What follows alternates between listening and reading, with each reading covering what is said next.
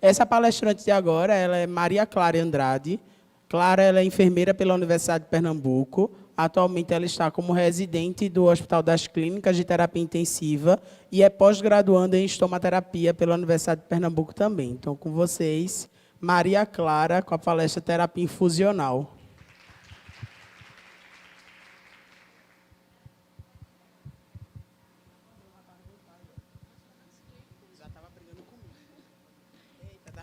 Foi. Oi, gente, boa tarde. Só corrigindo o meu amigo Jabiael aqui. Eu sou residente da restauração.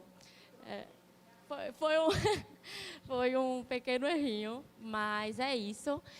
Primeiro, eu quero agradecer o convite, né, em estar aqui com vocês hoje. Jabi me convidou para falar um pouquinho sobre o que a gente vê no nosso dia a dia. Então, vai ser mais uma conversa, tá? Eu vou aperrear um pouquinho vocês para vocês conversarem um pouquinho comigo.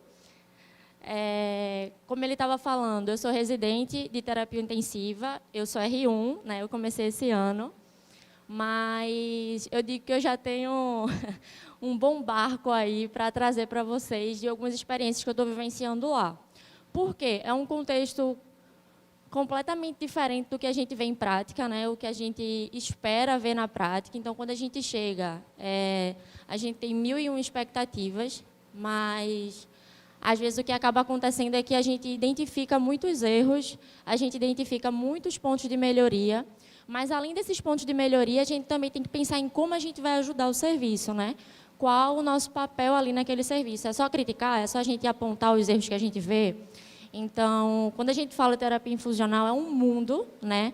Hoje a gente vai focar mais nos acessos vasculares, mas eu queria relembrar, assim, que a terapia infusional ela vai para além dos acessos venosos, né? A gente tem aí uma gama de exemplos, como hipodermóclise, que é uma coisa que não está tanto na nossa prática, mas que é de nossa responsabilidade, né? Que é de nossa competência, tanto o manejo como a manutenção daquele catéter. Deixa eu ver como isso funciona. Eu também sou pós-graduanda em estomaterapia, então, se vocês me verem puxando mais para um lado, é por conta disso. Então, assim, a princípio, o que é a terapia infusional, né? Como eu estava falando para vocês, a terapia infusional, ela não abarca somente os acessos venosos, embora seja hoje o nosso foco, ela vai para além disso, né? Então, nós temos competência, habilidade e autonomia para manejar diversos tipos de catéter, diversos tipos de via de administração. Então, eu trouxe aqui para vocês alguns exemplos de infusões que a gente faz, né? Porque a terapia infusional ela vai ser a infusão de alguma substância, de líquidos, né? No paciente. Então, o que é que a gente vai ter na nossa prática? São alguns exemplos só, tá? Então, a gente vai ter antibiótico, a gente vai ter anti-inflamatório, antialérgicos, sangue também, suplemento alimentar e quimioterapia. Tá, Clara? Tá certo. São vários exemplos, isso aí, tudo eu sei que a gente tem na nossa prática. Mas por que é tão importante o profissional de enfermagem ele ter autonomia diante desses processos? O que é que acontece? Cada tipo de suplementação, cada tipo de infusão que a gente faz, ela tem cuidados específicos. Por exemplo, há algumas medicações que a gente não vai conseguir fazer por via periférica, né? A gente até consegue, só que a gente acaba ocasionando danos àquele paciente inerentes à terapia. Então, o que a gente faz? Qual a importância do profissional de enfermagem aí? A gente saber identificar quais possíveis dificuldades a gente vai encontrar naquele tipo de terapia. Ah, não, eu estou fazendo uma terapia com nora para esse paciente. Vou colocar em acesso periférico? Vou precisar de uma central para fazer essa terapia?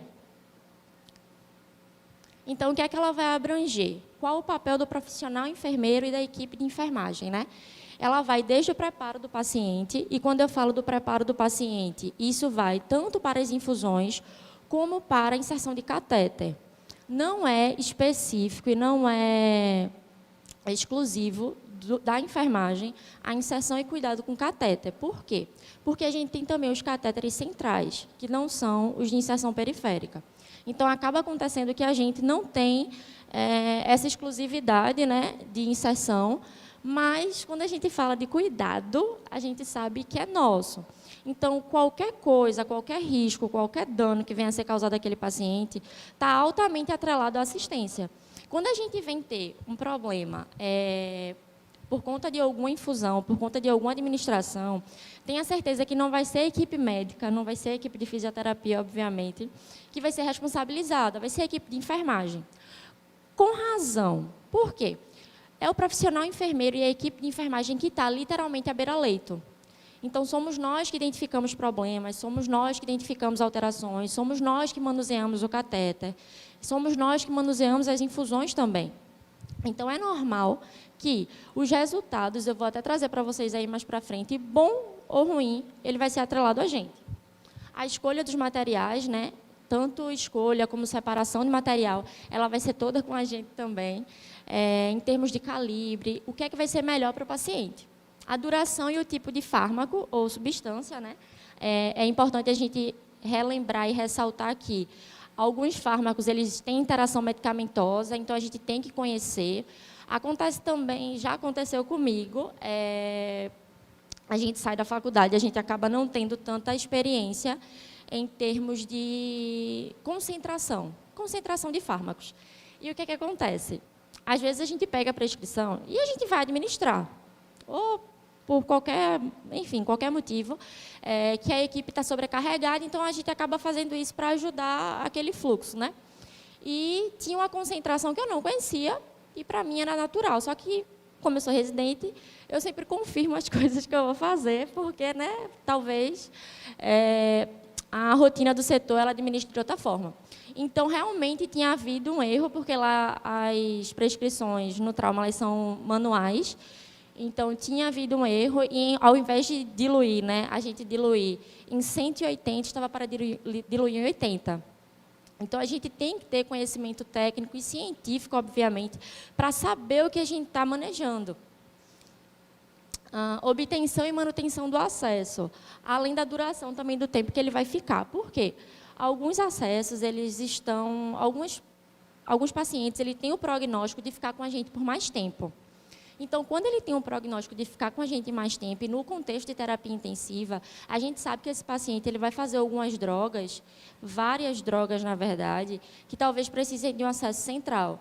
Então, eu sempre digo que é uma terapia conjunta. Não é Clara, a enfermeira, que vai decidir que não, ele está precisando de uma central. Não.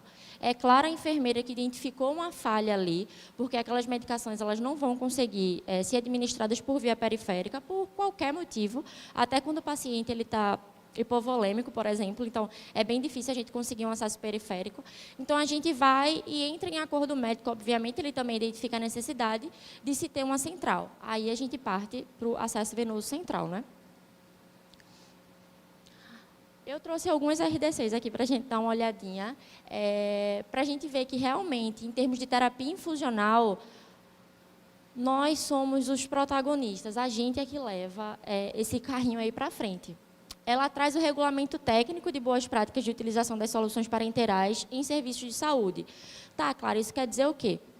Ela traz para a gente, por exemplo, que a medicação que eu estou administrando no paciente, ela tem que ser preparada e administrada por mim. Ela tem que ser checada por mim. Algumas medicações, a gente chama medicações de alto risco, de autocontrole, elas precisam de dupla checagem. Então, eu preciso que um outro profissional da equipe cheque comigo que eu estou fazendo aquela administração. Por quê? Erros podem acontecer, né? Erros podem acontecer. Todo mundo aqui está passível a errar. Então, principalmente quando o ambiente ele favorece erros, né? Não é um ambiente controlado. Acontece muitas vezes isso no serviço, que a organização é um pouco prejudicada. Então, essa dupla checagem é muito importante para que a gente mantenha a segurança do paciente. Então, além disso, tem também, ele traz para a gente a participação do profissional farmacêutico, né? Porque algumas medicações elas são manipuladas, então ele pode sim ter essa participação, e ele vai ter essa participação durante o processo, juntamente com o profissional enfermeiro. A responsabilidade é nossa, é do enfermeiro, tanto de gerenciar o cuidado, como de prestar cuidados e como de prescrever os cuidados de enfermagem. O que é que eu vejo muito hoje em dia? Os cuidados de enfermagem eles são negligenciados. Já é rotina Banho já é rotina, mudança de decúbito é rotina, prevenção de LPP é rotina. Então, aquilo não é nem checado mais, mas a prescrição médica ela é checada. Por quê? Não é tão importante quanto? A equipe não é de técnicos de enfermagem? Como é que a equipe de técnicos de enfermagem não valoriza o próprio procedimento que está fazendo? A própria prescrição de enfermagem. Então, não tem essa checagem. A gente vê que nem não tem horário, não tem nada. É cuidados de enfermagem. Então, eu vejo muito essa falha. Então, ela traz isso para a gente também. A participação do enfermeiro no gerenciamento do cuidado, né? E do profissional técnico, obviamente, como a pessoa que presta o cuidado juntamente com o enfermeiro. O que é que acontece? Quando a gente faz a avaliação desse paciente, a avaliação ela é de responsabilidade nossa. Quando a gente faz a avaliação desse paciente, a gente tem que estar fundamentado em alguma coisa. Eu não posso chegar nesse paciente e olhar para ele, ele é ruim de acesso. Não, eu tenho que utilizar escalas, ferramentas que sejam fundamentadas, né? Que sejam regulamentadas, eu posso assim dizer. Essa VIA Scale, ela é uma escala europeia, ela foi traduzida e foi validada para o português, tá? Então, eu trouxe para vocês aqui do jeitinho que ela foi validada, tem alguns artigos até que falam sobre ela. E o que é que ela vê?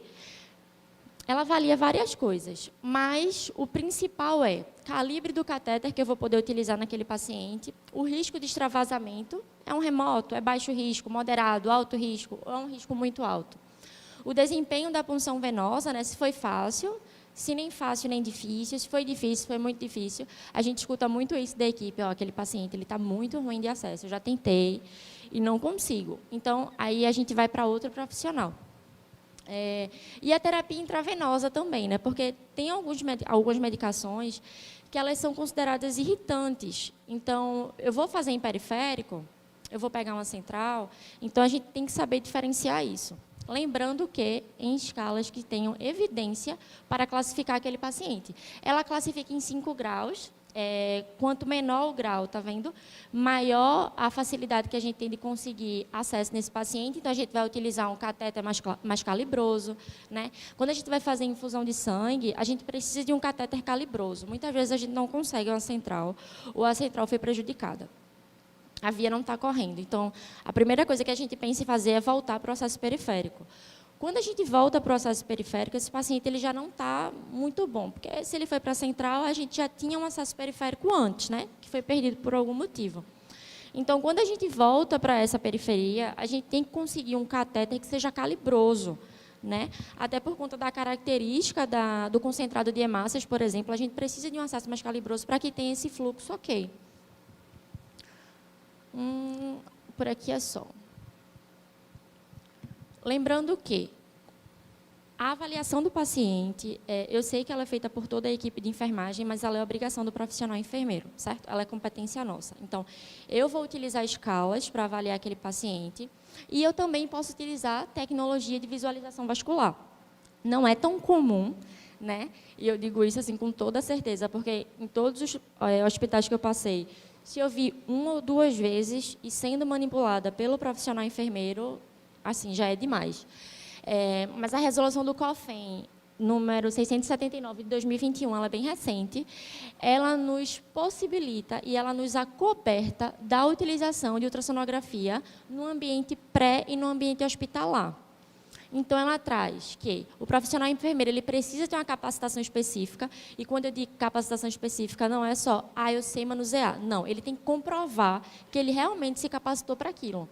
É privativo do enfermeiro no âmbito da equipe de enfermagem, então o técnico de enfermagem ele não vai poder utilizar a ultrassonografia para fazer essa avaliação venosa, né, de rede venosa, e é importante a gente ressaltar que ele veda a emissão de laudo. A gente não pode laudar, independente do que a gente ache, a gente não pode laudar quando a gente está utilizando ultrassonografia, e nem para fim de diagnóstico. Então, a gente não pode diagnosticar uma patologia do paciente, tá? Isso aí é com a equipe médica. Obviamente que a gente identifica algumas coisas e a gente entra em consenso, né? A gente avisa a equipe médica, até porque somos uma equipe muito profissional, então a gente sempre está em contato e em conversa. Então, Clara, tá certo, são muitas possibilidades. Mas quando a gente fala de cuidado, o que é que a equipe de enfermagem tem de autonomia para levar isso aí para frente. Na parte de cuidados da equipe de enfermagem, a gente vai ter manutenção e estabilização dos dispositivos. Pelo amor de Deus, quando a gente fala de estabilização e manter, não vamos pensar só em fixação, tá? Porque a gente vê algumas fixações hoje em dia, a gente cobre com esparadrapo e só troca quando está na data ou nem quando está na data. E não é assim. Além da inserção, né, como eu falei para vocês, de catéter periférico, ou eu vou falar mais para frente aqui também dos catéteres centrais de inserção periférica, a parte de manutenção e estabilização dos dispositivos é nossa competência. E quando eu digo nossa competência, não é uma coisa que a gente pode ou não fazer, é uma coisa que a gente tem que fazer. Por quê? Isso pode vir a acarretar vários problemas para o paciente. Como assim, Clara? A gente pode ter infecção de corrente sanguínea relacionada ao dispositivo, certo? E isso é a gente que identifica. Por falha no manuseio ou por qualquer outro motivo, ou até porque aquele paciente realmente teve uma flebite devido à medicação. Então, a gente tem que saber identificar. Primeiro, identificar a melhor cobertura. O que é identificar a melhor cobertura? O que seria a melhor cobertura? Eu sempre digo que melhor é o que melhor se adapta ao paciente. Porque o que se adapta em um pode não se adaptar em outro. Então, a gente tem que ter esse discernimento para diferenciar isso. Mas uma cobertura ela é considerada boa quando ela oferece proteção para aquele sítio de inserção e também visualização. Eu não posso proteger, vou enrolar o braço todo do paciente, o membro todo do paciente para proteger aquele catéter. Eu não posso porque eu tenho que visualizar o sítio de inserção, certo? Esse sítio de inserção ele vai ser avaliado todos os dias. Clara, então é a cada 24 horas? Não, depende da condição do paciente. Se eu tiver um paciente adulto em UTI, eu posso avaliar a cada 12, a cada 24 horas, a depender do estado do paciente, do estado de gravidade do paciente. Na UTI PED, na UTI NEO, esse tempo vai diminuindo. Por quê? Crianças são mais agitadas, independente de estarem sedadas ou não, a gente tem que contar com componentes agitação, né? E pela rede venosa ser mais delicada, ser mais sensível, ser mais passível a ocorrer realmente essas complicações. Então, esse tempo vai diminuindo. A gente tem alguns protocolos e algumas normas institucionais que vão dar esse tempo para a gente, mas normalmente ele vai de 6 a 12 horas, tá? Em pediatria, né? A gente vai ter mais ou menos esse tempo aí para a gente ficar averiguando. E o que é que a gente vai avaliar em termos de integridade? Se aquele ósseo, por exemplo, ele está sendo protegido, a gente tem alguns curativos, eu vou falar porque é o que a gente mais encontra aqui nos serviços, é aquele Tegaderm CHG, ele vem com um gel, né, ele tem uma placa de gel que é impregnada com clorexidina, então ele realmente ele foi até classificado como um dos meios de prevenção de infecção de corrente sanguínea. Então, a gente consegue visualizar ósteo e a gente consegue proteger. Então, como é que eu vou avaliar a integridade? Se não está com o ósteo exposto, certo? Às vezes, o pessoal quer trocar Tegaderm, porque a troca dele é a cada 7 dias, o pessoal quer trocar antes, porque as bordas estão soltando. Ele é muito grande. Em alguns pacientes, ele fica realmente grande. Então, a gente tem que ver se o que importa está coberto e está protegido, né? Que é aquela parte que está com gel, obviamente, e um pouquinho a parte ao redor, né? As bordas inferiores, elas propiciam mais a gente a fixação do catéter em si, né? Porque ela fica mais externa e ela permite que a gente fixe o catéter. Realizar a troca programada e quando necessário. Claro, por que quando necessário? Porque tem gente que acha que já que é 7 dias, ele vai ficar 7 dias. E não é assim que acontece. Não pode ser assim que acontece. Eu sei que é uma cobertura cara, que muitos serviços não têm, e quando tem é muito controlado. Então, a gente tem que avaliar realmente a necessidade e a possibilidade de implantar, por exemplo, uma cobertura dessa. Por quê? Quando a gente instala um catéter, é normal que haja sangramento. 1 a 2 dias ainda tem aquele sangramento devido ao procedimento, né? Então, eu não posso pegar um paciente que está com sangramento ativo e colar um Tegaderm em cima. Colar uma cobertura que eu sei que não vai durar o que ela tem que durar. Então, eu fico fazendo aquela cobertura com troca diária ou quando necessário, né? Que eu vou tirando e vou avaliando. Quando aquele paciente cessa sangramento, eu vou e passo para uma cobertura que possa durar mais dias. Identificar alterações e complicações. Eu não vejo tanto isso, eu sei que é uma responsabilidade do profissional enfermeiro, né? Mas eu vejo a equipe técnica avisando mais quando está solto. soltou durante o banho ou qualquer outro procedimento, mudança de decúbito, viu que ele está solto, aí avisa para a gente. É importante a gente ressaltar também que se aquele sítio de inserção estiver coberto devido a sangramento ou qualquer secreção ou qualquer outra coisa, tem que ser efetuada essa troca. Então, a equipe de enfermagem ela tem que estar apta a dizer, ó, Clara, vê só, aquele curativo ali, eu não estou conseguindo mais ver, quando eu for administrar a medicação, o hosto de inserção. Então, né, o sítio de inserção, eu não estou conseguindo ver. Então, a gente tem que fazer essa troca, certo? Observação constante. É isso que a gente faz. A gente observa literalmente sempre. Se há presença de infiltração, flebite, hematoma no local de inserção, trombose ou oclusão e sinais de embolia.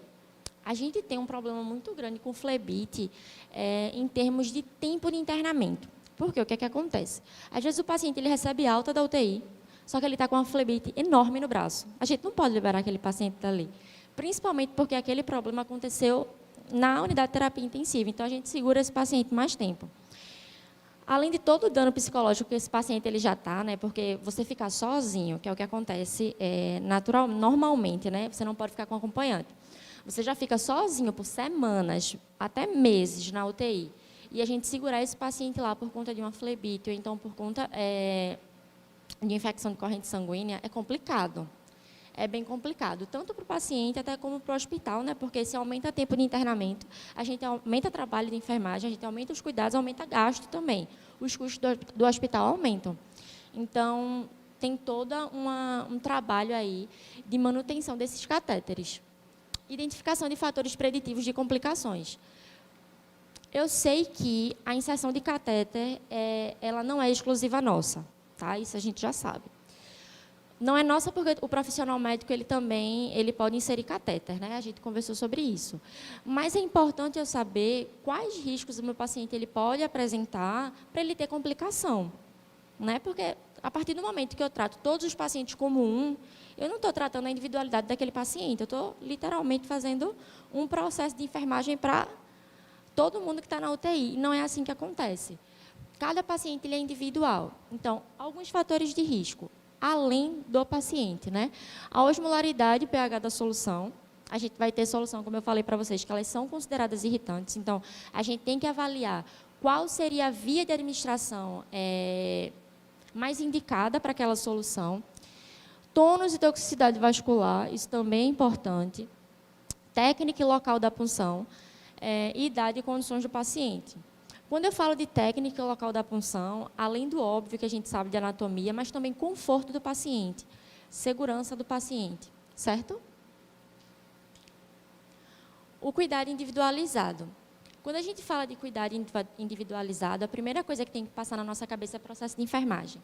O processo de enfermagem é uma coisa que a gente vê na faculdade e parece que some assim, no mundo depois que a gente se forma, porque é complicado. A gente está sempre fazendo o processo de enfermagem, mas a gente não registra.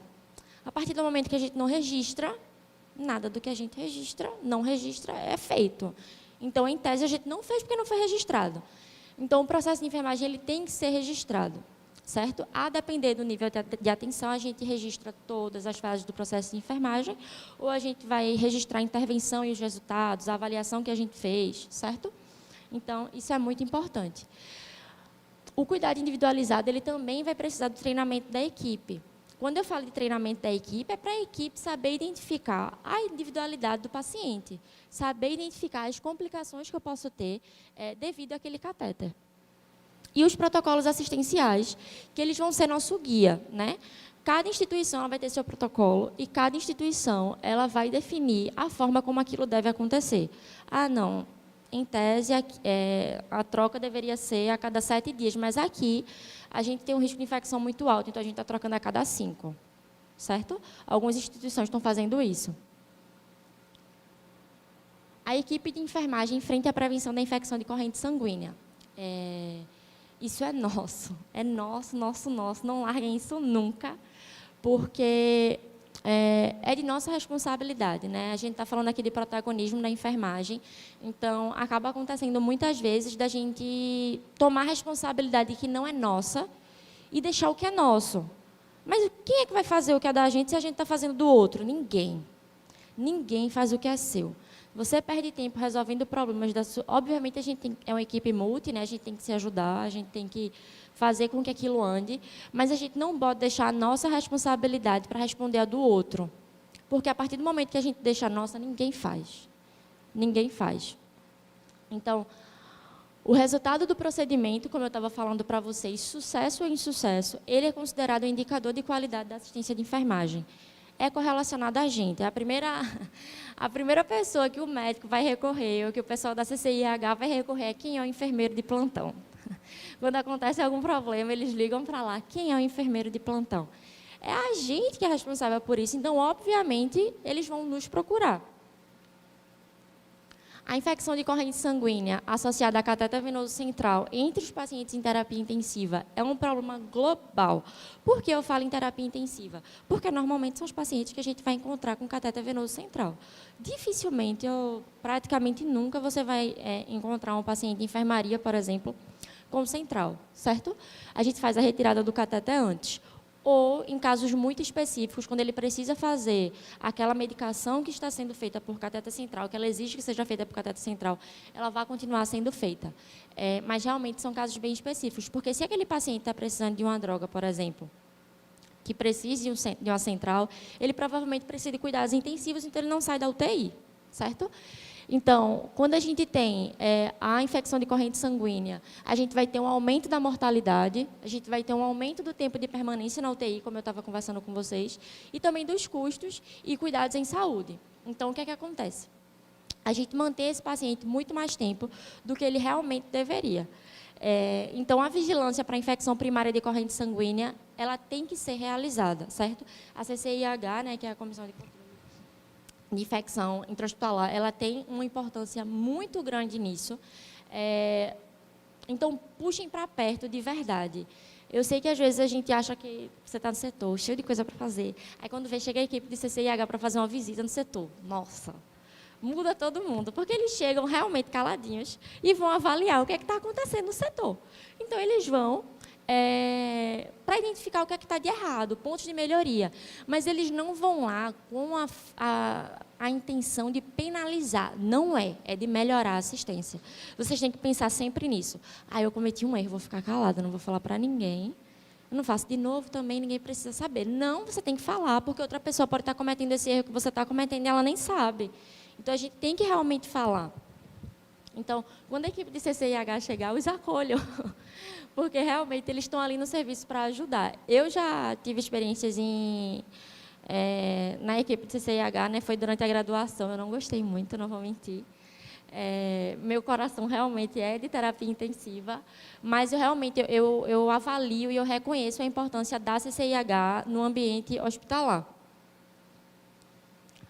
Então, quando a gente fala de prevenção de infecção de catéter, o que é que eu estou falando, Clara? Quais são as ações que a gente pode ter, quais as atividades que a gente pode colocar naquele setor, né, que a gente pode identificar naquele setor de melhoria?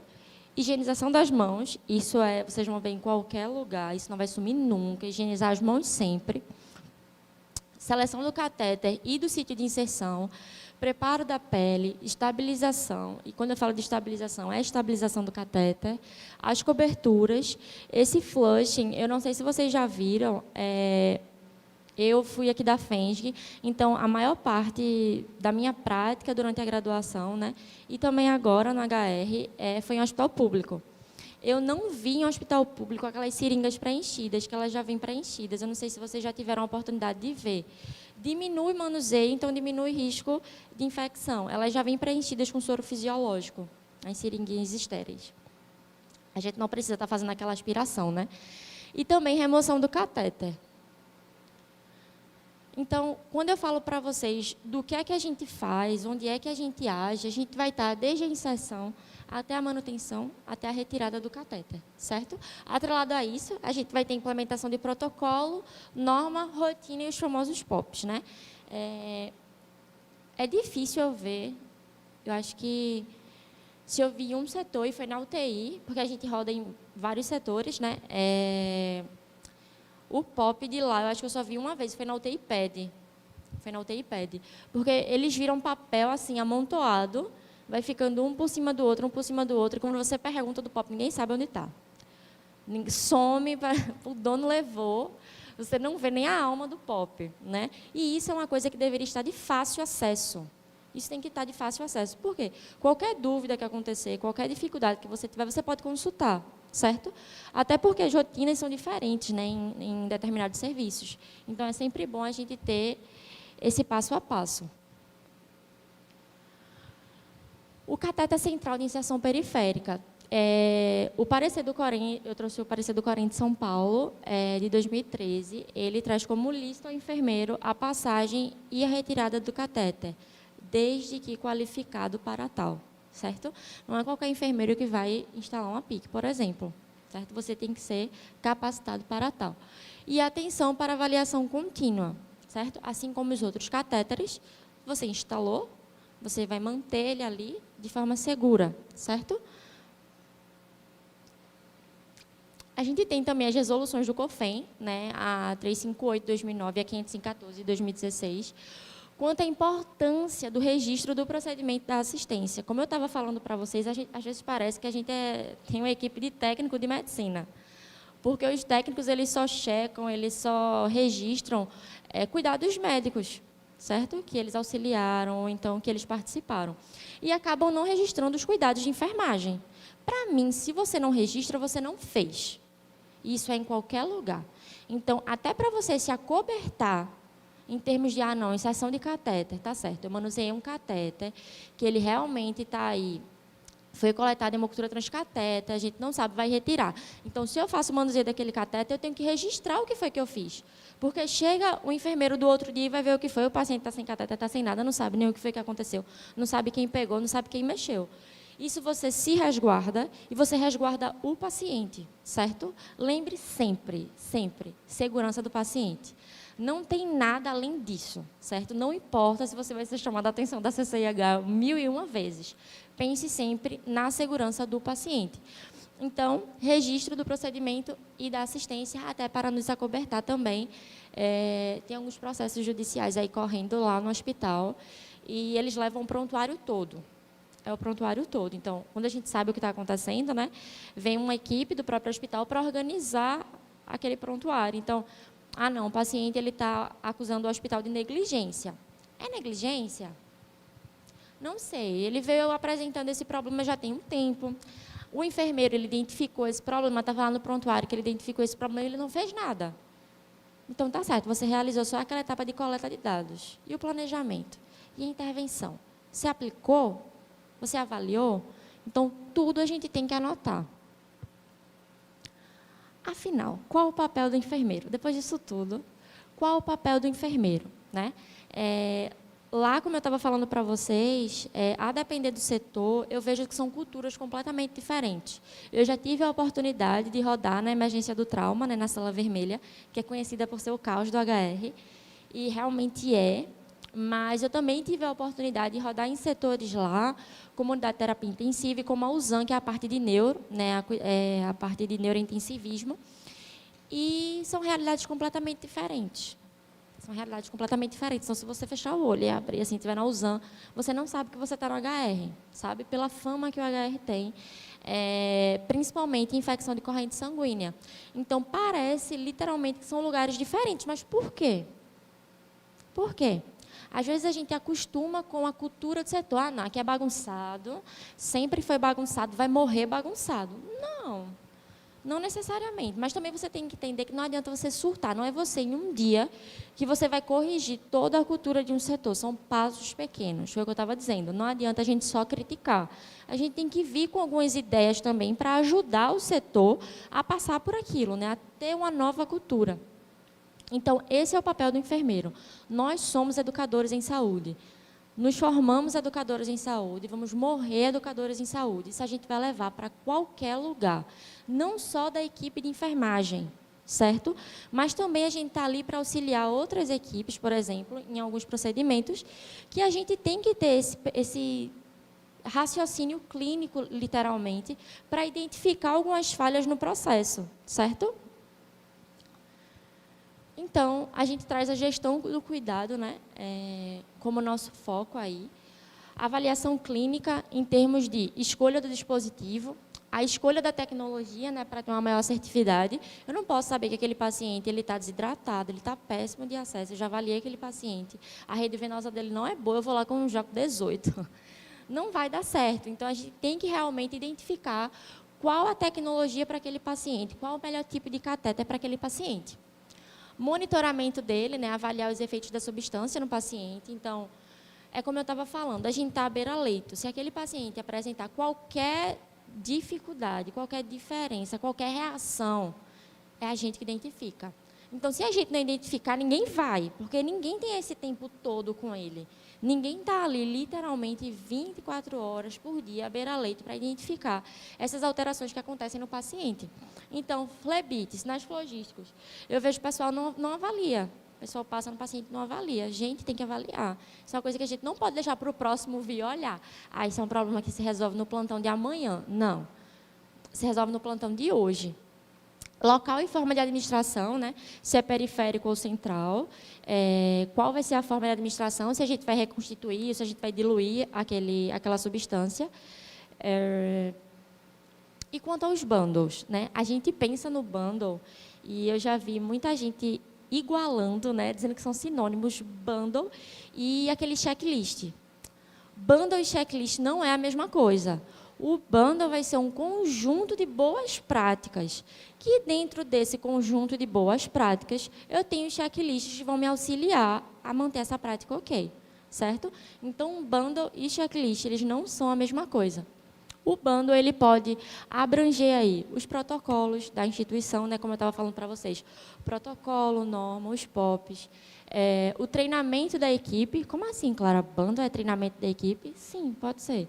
Não é para manter a boa prática? A partir do momento que a gente treina aquela equipe para prestar uma melhor assistência, a gente está integrando isso aí no bundle. E dados e indicadores. Quando eu falo de dados e indicadores, toda a coleta de dados, ela não pode morrer sendo uma coleta de dados. Aí eu coletei os dados e tenho 1 milhão de dados no meu computador. Tá certo. Você é o quê? Coletador de dados? Ou você vai ter indicadores com esses dados? Você precisa ter indicadores com esses dados. Coletar dado, todo mundo coleta. Se você pegar qualquer pessoa e instruir ela a coletar um dado, ó, tu vai aplicar essa ficha aqui, vai fazer essas perguntas para o paciente e vai colocar esses dados aqui num banco. Qualquer pessoa faz isso, certo? Só que identificar pontos de melhoria, falhas na assistência, isso a gente consegue fazer, certo? Isso é nosso. A partir desses indicadores, a gente vai ver alguns pontos de melhoria no setor. E sempre o quê? Trazendo melhores resultados para o paciente, segurança do paciente. Como é que eu enxergo isso na prática, né? Eu, como residente, como eu falei para vocês, eu estou passando em diversos setores e eu estou tendo práticas bem diferentes. Como eu falei, em termos de cultura mesmo. Então, o que é isso na prática, Clara? É eu saber o que é certo e eu ter a capacidade de passar para a minha equipe o que é certo. De prover materiais para que elas consigam fazer essa assistência da maneira mais correta e também conhecimento técnico, certo? Se eu estou identificando, eu identifiquei isso, eu dei um susto, eu dei um grito dentro da UTI. O pessoal manuseando cateter central, sem luva, sem nada. Era a seringa, as mãos e Deus, rezando ali para que aquilo desse certo. Gente, pelo amor de Deus, era uma UTI pediátrica. Eu me assustei, eu dei um grito, que é isso aí, pelo amor de Deus? Não, gente, não é assim. Então, até a forma que a gente fala também, a gente tem que ter cuidado, porque não é para repreender. A gente não fala com a equipe para repreender, não. É para melhorar o que a equipe está fazendo, certo? Isso não é para um, isso é para todos. Educação continuada, isso é uma coisa que eu admiro muito lá. A gente tem sempre cursos de aperfeiçoamento e a equipe ela é remunerada, de certa forma, para participar. Então, tem uma quantidade mínima de cursos, por exemplo, que você precisa fazer por ano para receber aquela quantia. Eu acho uma coisa legal, né? Porque quando mexe com o bolso, as pessoas acabam sendo influenciadas de uma forma mais incisiva, assim. Então, os programas de educação continuada, eles têm que ter uma participação bem forte aí, porque não adianta você ter sido um enfermeiro maravilhoso em 1990. Você tem que se atualizar, as coisas estão mudando, os catéteres, eles são uma novidade, tá certo? Em termos de cuidado, em termos de material também. Então, como manipular aquilo é uma novidade e sempre vai ser, porque sempre vai aparecer um produto melhor, uma forma de manuseio que vai trazer mais segurança para aquele paciente. Então, a gente tem sempre que se atualizar. Capacitação da equipe de enfermagem, como eu estava falando para vocês. Conhecimento bom eu não guardo, conhecimento bom eu compartilho. Conhecimento não foi para estar guardado. É uma das críticas que eu tenho para fazer, assim, não generalizando, mas eu acabo que sim, que é uma classe muito fechada em termos de conhecimento. De eu quero guardar só para mim o que eu sei. Só que o que você sabe não é para você. Você estuda, não é para você. Você está se especializando, não é para você. É para você prestar uma assistência de qualidade. E se for só para você estar prestando uma assistência de qualidade, não vai dar em nada, porque uma hora você vai embora. Você tem que dormir, você tem que trocar plantão, você tem que sair. E a equipe vai ficar lá, tem que dar continuidade àquele cuidado. Então, se eu chego e faço uma coisa, vem a pessoa do outro dia e faz outra coisa, vem a pessoa do outro dia e faz outra coisa, isso nunca vai chegar em lugar nenhum.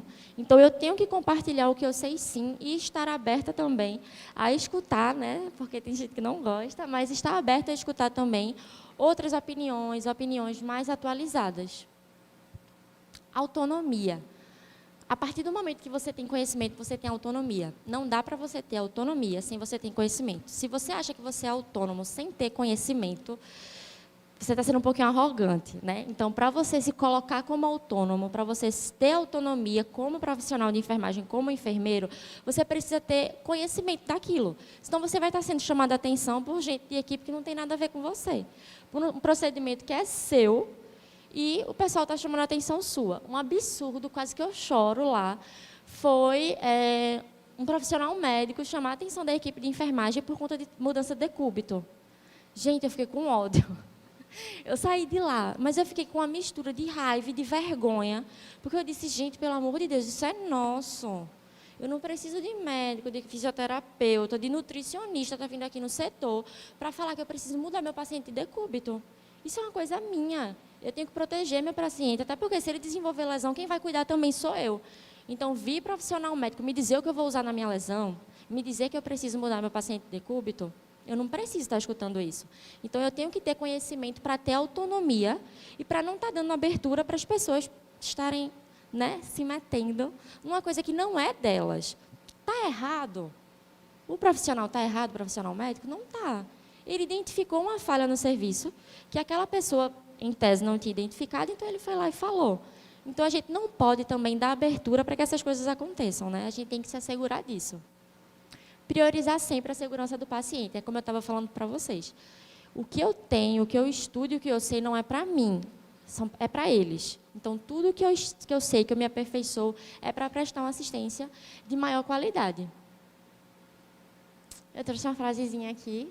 Ajudar as pessoas a atingirem seu máximo potencial de saúde, compreendendo a parte física e energética, reforçando que o homem seja visto pela enfermagem como um ser que tem sua própria integridade, mas também está em interação com o ambiente e com suas variáveis. São algumas teóricas de enfermagem, né, que a gente traz. Muito obrigada. Aqui estão algumas referências. E é isto. Pessoal, queria, em nome da faculdade, agradecer a Clara. Gostaria de saber se alguém tem alguma pergunta para a Clara.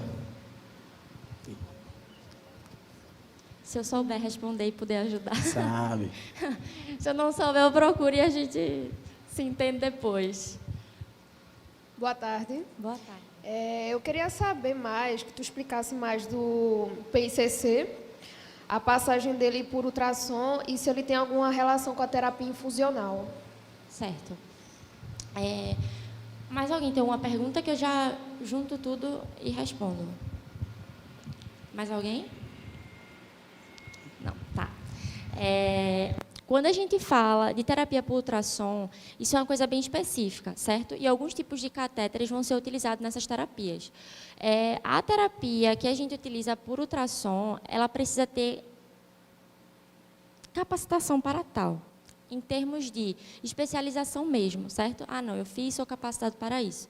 Sim, tem relação com a terapia infusional. A terapia infusional, como eu estava falando, ela vai além do catéter, assim, venoso, né? Então, a gente tem aí um amplo espectro de terapia infusional que vai ser abarcado também, vai abranger o acesso por ultrassonografia. A gente tem hipodermóclise aí, né, que é um acesso mais fácil, intraósseo, intramuscular. Então, sim, abarca. Mas, realmente, é uma coisa que, atualmente, é bem difícil da gente encontrar. É uma área que a gente precisa trazer assim, mais para perto, sabe? Valorizar a tecnologia que a gente tem, né, para aperfeiçoar o nosso cuidado. Como é teu nome? Alice. Pronto, eu acho que...